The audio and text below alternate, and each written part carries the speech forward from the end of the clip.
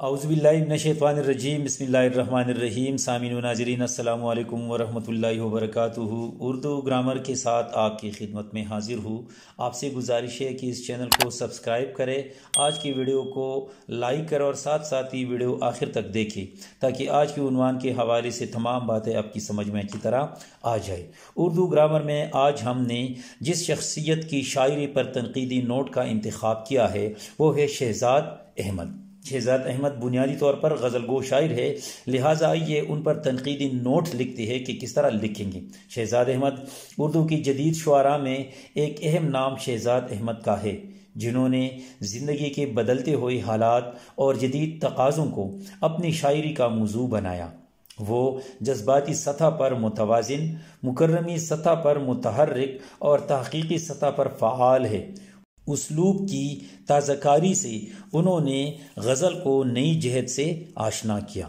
شہزاد احمد کا تخلیقی عمل صرف اپنی ذات کے گرد نہیں گھومتا بلکہ انسانی مسائل اور عالمگیر حقائق کی روشنی میں اپنے آپ کو پہچاننے کی کوشش کی ہے۔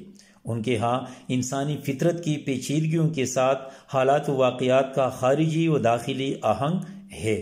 انہوں نے علم، مطالعہ اور احساس و تخیل سے انسانی فطرت کو جاننے کی کوشش کی ہے۔ ان کی غزل ان لوگوں کا نوحہ ہے جن میں منافقت رچی بسی ہے اور احساس ضیاء سے عاری ہے۔ کبھی کبھی سائنسی، نفسیاتی اور فلسفیانہ افکار کی کثرت سے غزل کی روایات مجروح ہوتی نظر آتی ہیں، لیکن بحیثیت مجموعی انہوں نے غزل کی روایات کی پاسداری کی ہے۔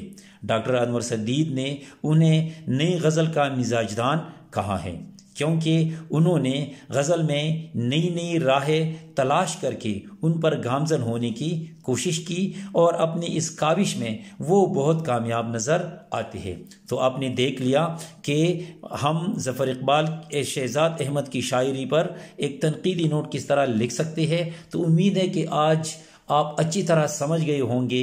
آئندہ کسی نئے عنوان تک اجازت دیجیے۔ اللہ حافظ۔